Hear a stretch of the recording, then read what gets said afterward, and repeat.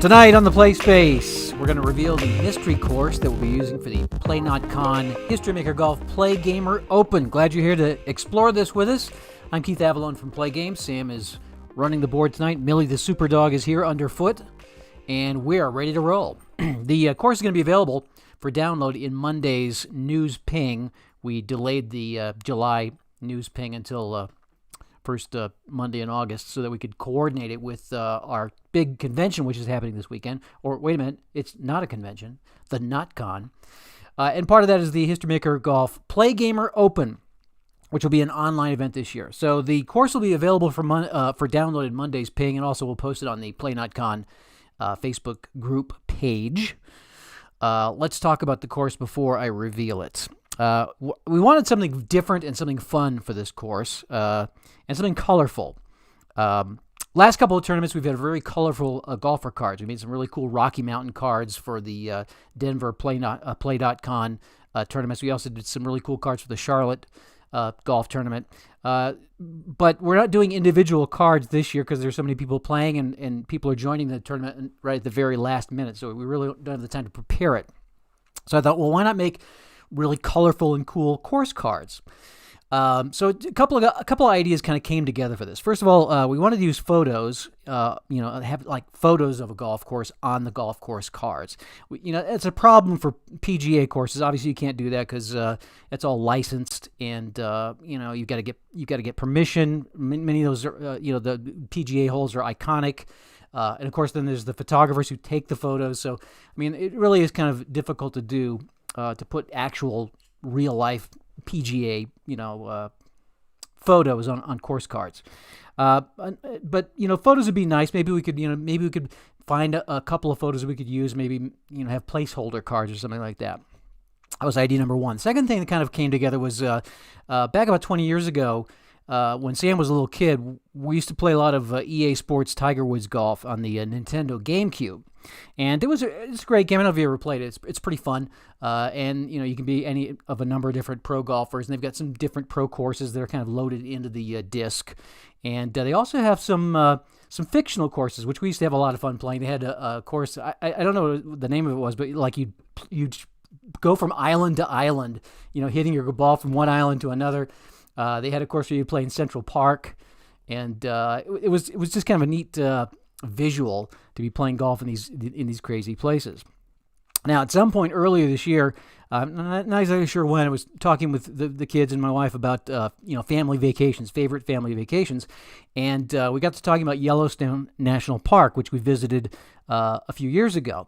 And I got the idea at that point, well, why not make a course based on Yellowstone National Park? And there you have it. This year's course will be Yellowstone National Golf Course. We were able to use photos, which is kind of the great thing about this. We were able to find royalty-free photos, fair use on unsplash.com. They're amateur photographers who are actually quite talented, and they take their pictures and they post them there, and they can be used, for whatever you want, as long as you give them photo credit, which we do on these cards. So we, have this great collection of golf course cards with photos of Yellowstone. It's like we're going to be playing golf at Yellowstone National Park. Let me talk a little bit about how this course was created. First of all, I went through and chose some of my favorite holes from the courses that I've already done for History Maker Golf. Just kind of filtered through the various course collections, thought, oh, that's an interesting hole. I really like the way that's set up. There's some good choices on this hole, some neat boutique ratings. Then after that, I collected a bunch of Yellowstone photos, went to unsplash.com and just kind of spent an afternoon finding really neat photos that kind of suggested a golf course. Then I matched up the photos with the various holes that I'd chosen. Like if it was a hole that had water, I used a photo that had water. Kind of adjusted the symbols on the card to fit the Yellowstone environment. Added some interesting boutique results, changed some of the boutique results, then went back through and tweaked the course control numbers and the boutique qualities. Played a couple rounds on it, made some more changes, played another couple rounds, and then sent it out to a couple of people for their thoughts. And this is the course that we come up with. It's just super cool. It's just I'm pretty excited about it. It's just super fun to play. It's kind of like a combination of playing golf and going on vacation, which is kind of something that we all need right now. I think is a good vacation. So let's give you a quick tour of the course. I don't know how well this is visible. I don't really want to go like this, but I think you can kind of get the. Here, I can zoom in a little bit. Let's see if we can zoom in just a little bit so you can get a little bit better picture of these cards. And then I'll just kind of, I'll just hit the highlights of each of these holes to give you a little background on them and tell you how it works, how they work. We start out with a par 5, 617-yard first hole, and it's got the choice of whether to play safe or go for it. You can try to bank a birdie by cutting the dog leg on this. You're playing over a river, and with kind of a grassy plain that you're is going to collect the shot over the river, and you can try to cut the dog leg and maybe get an easy birdie, or you can play it safe and have a little bit less of a chance. But yeah, we'll start out with a nice risk reward hole. Then the second hole is probably, I want to say it's maybe the toughest hole on the course. Figured to get the really hard part out of the way early. It's got a course control of 5. It's got the hazard triangle. As you can see, it's got like a flowing rocky creek running right down the middle. So you got trees to one side. You got out of bounds on the left, and you got this creek running down the middle. It's extremely difficult, semi-daunting, semi-challenging, and semi-firm. So this is a really tough hole. The third hole, again, is kind of back out on the plain, kind of a grassy prairie type area. No bunkers on this hole at all. It's just all basically all rough and fairway. And it too has the rough is such that if you hit it into it, you're going to have difficulty extricating yourself from it. The fourth hole is kind of fun. It's as you can see, there's a geyser there. You're actually teeing up in front of a geyser and trying to hit over, a pond, like a small lake. So you've got the water hazard, and you've got this steam rising up. So it makes it basically a blind green.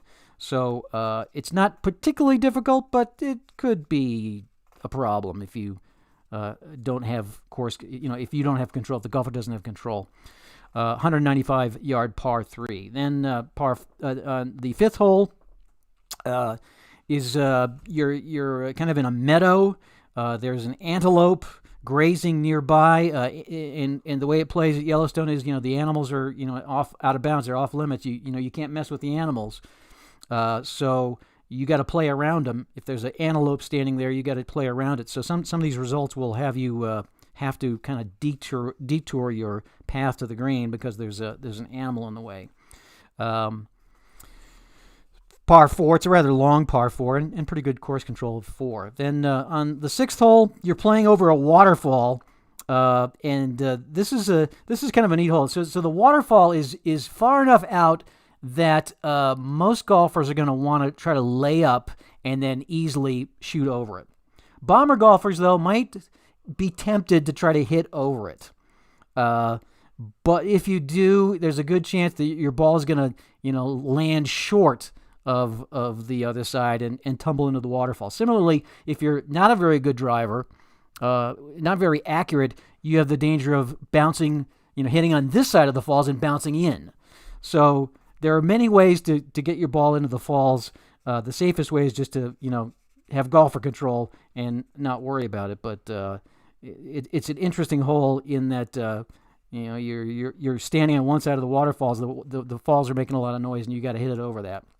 But it's just long enough that you might want to just play it safe and lay up. Seventh hole is another difficult one. It's got water. You're hitting over a meadow and over kind of a creek onto into like some trees on the periphery. It's got a high golfer control, and again, the triangle warning symbol. So if you get off track, you're in trouble there. Eighth hole, you're right by the lake, and you've got to hit it over. It's a series of 3 holes which are next to a very large lake. It's an elevated tee shot. It has to carry entirely over water. It's a beautifully scenic hole, but you've got to hit it entirely over the water to hit to the green. If you're a champion, that will help. It's a 224-yard par 3, course control of 4. All right, so you get to the other side, and now you're doing an uphill shot on a short par 4. It's 345 yards, but again, it requires accuracy, because if you miss the fairway, you're going to be in trouble. You still have water to the left, and you've got some deep rocks and heavy trees to the right. So it's cordial, it's semi-direct. It's only 345 yards on a par 4, so bomber golfer might be able to reach the green, but you better hit an accurate shot straight. 10th, we go to the back 9 now. The 10th hole is kind of back to like the open prairie. You can see the lake is still there. You're playing away from the lake now, and this is a long 555 yards. I guess that's not that long, but it's long enough. And again, you're going to have the option to try to cut the lake and save a stroke. Possible eagle putt here. It is a cordial hole, or you can play it safe and get the birdie putt. Most golfers are going to birdie this. It's one of the easier holes on the course.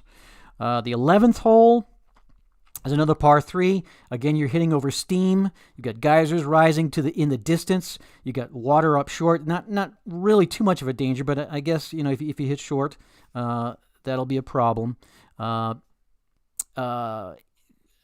got sand on the long shot and thick rough. So again, there's the triangle warning symbol. That's quite popular for this course. There's quite a few of those. Here's the 12th hole. I figured I'd make one that was really just a grind. The 664 yards, par 5. You can see the sun is setting over the mountains, and you're going to visualize here. It's just an uphill trudge, and you've got thick woods on either side. It was like a very thin green, rather very thin fairway that's just kind of winding through the wilderness, and your job is to stay on it. This is going to be a problem. This might be the second most difficult hole on the course. Semi-daunting, unless you're a shaper. If you're a shaper golfer here, you might be able to navigate this a little bit better. It is course control 4, but there are plenty of results here, which, you might very well, if the course controls this, you might very well find yourself, your 4th shot, and you're not even on the green. You're still trying to figure out how to get out of the rough. So it's a very long, very grueling hole. That I think will, as it's coming up toward the end of the course, will kind of separate the leaders from the rest of the pack, or send you into the rest of the pack. 13th hole is another par 3, 200 yards. It's cordial, it's firm. I don't know if you can see this very well, but the image that you're looking at here is you've got tall pine trees, and there's a split between them. You got to hit the ball right through the trees, over the water, to the green. So you got two problems here. First of all, you got to avoid hitting the trees on your drive. Second problem is clearing the water. If you can do that, it's birdie time. If not, you will have trouble. 14th hole is another geyser field. It's not really a field. There is a large geyser that you're playing around. The fairway runs to the left of the field, but you could very well, with an errant shot, put it in the geyser, and you don't want to reach in there to get it. You'll just have to take the penalty shot at that point. It is only 375 yards, par 4, and a course control 3. Go to the 15th hole. There's my nod to Caddyshack. You got the rodent right there on the green, looking over, and again, small animals can come into play here. The wind also begins on this hole. The wind begins. You're kind of getting to an elevated point where the wind begins to be a factor here. The last 3 holes are all wind driven, so it's possible that your shot might wind up off target. And of course, the little furry little rodent can wreak havoc with the ball as well. Another triangle warning symbol if you don't keep it on the green. It's only course control 2, though, so it's not that difficult. It's a short par 4, 352 yards. Get to the 16th. We got another one of these. I guess you visualize you've got small patches of fairway kind of dotting the expanse in front of you. 585 yards. It's a par 5, but there's not a lot of fairway. There's just little pieces of fairway that you're trying to hit to. And if you keep it on the fairway, you're okay. But otherwise, it could be some serious problem. And the wind is blowing, so it's doing everything it can to keep you off the fairway. So spacious, wind-driven, very long. Best play is just to let it fly and hope to stay out of trouble. The 17th is again another really interesting hole. You've got wildlife grazing in this like a bowl area. It's a sandy bowl that we essentially are going to call a giant sand trap. It's very large. So you got thick rough and minimal fairway and this giant bunker, which is often visited by wildlife, and then you get the wind. So this is a difficult hole as well. It's got the triangle warning symbol. It's got control of 5, daunting and challenging. So it's right up there with the second hole in terms of difficulty. And again, there's those small animals which could collect your ball, in which case you got to do a penalty stroke and a drop. And then you get to the 18th, which has our magnificent geyser. Old Faithful is blowing in the background there, and you are opting to hit either. It's another one of those risk-reward holes where if you need a birdie, you can pick it up by taking a chance. 404 yards, par 4. You can hit it through the geyser and hope to get on the fairway on the other side, or you can play it safe and get the easy putt for par. So that will be how you finish the round. If you're down by a stroke, you can take the chance. And these, as I said, these last 3 holes are all wind driven, so the wind does come into play. So there you go. That's our tour of the Yellowstone course. We also created some cards, some golfer cards. I mentioned that in past years we had really colorful golfer cards that were personalized. So weren't able to personalize them this year, but we did make them colorful, and we kind of used the Yellowstone theme. I'm going to show you the cards now. So you'll choose if you're playing in the tournament, you'll choose which of these golfer profiles you want to golf as. So we got the Seasoned Pro, which has our antelope figure and the various qualities: legend, shaper, hero, semi-laser. We got the Star of the Green, which again we're going to defer to our Caddyshack reference, which has got the small furry rodent. I don't know how well you can see these. You'll be able to download them Monday. I'll hold them up a little closer. There's the Star of the Green, soft with the irons, gold putting, semi-sandy.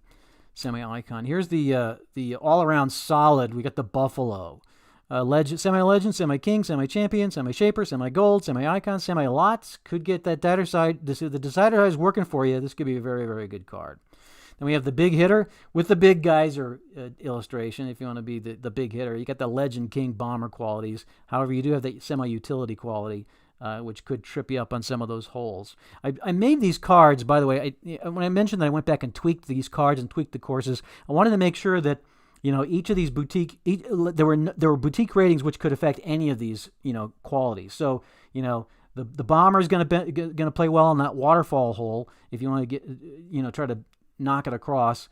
But he has semi-utility. Then there's a couple of holes which benefit the soft golfer, the Star of the Green. Some that benefit the laser, some that benefit the shaper. So I really did try to make it balanced. So there's really no benefit to choosing one of these golfers over another for this tournament.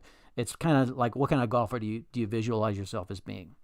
So there's the big hitter with the geyser. Here's the beast, the hazard beast with the bear, semi-master, semi-sandy, semi-king, but semi-scatter.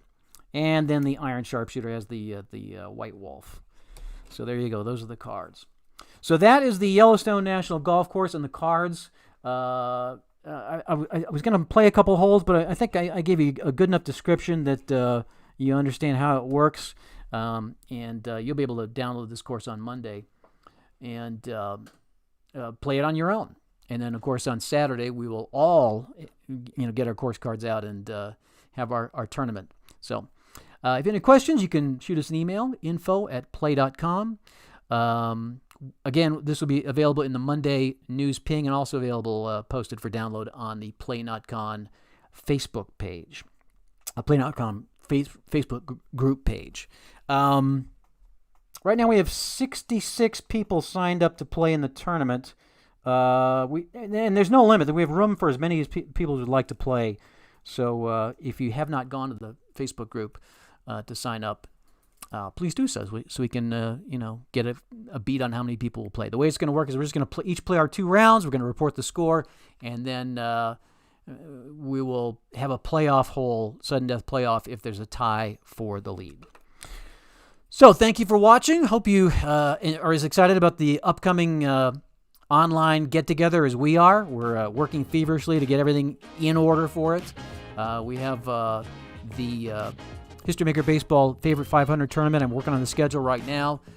Incidentally, just a quick side note to that, you do not need to choose an alternate team to kind of balance the field. The field is going to be naturally balanced. Everybody's going to choose their favorite team, and then we'll use we'll schedule them against the teams which were not chosen. So it'll be perfectly balanced.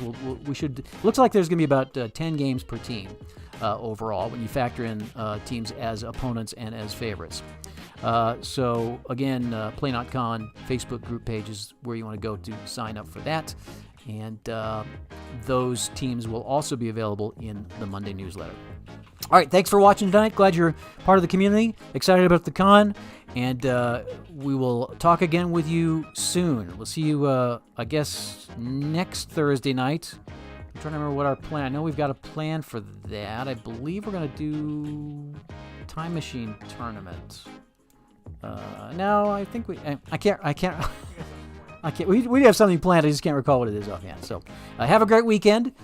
Stay safe, stay well, and we'll catch you next week here on the PlaySpace Live.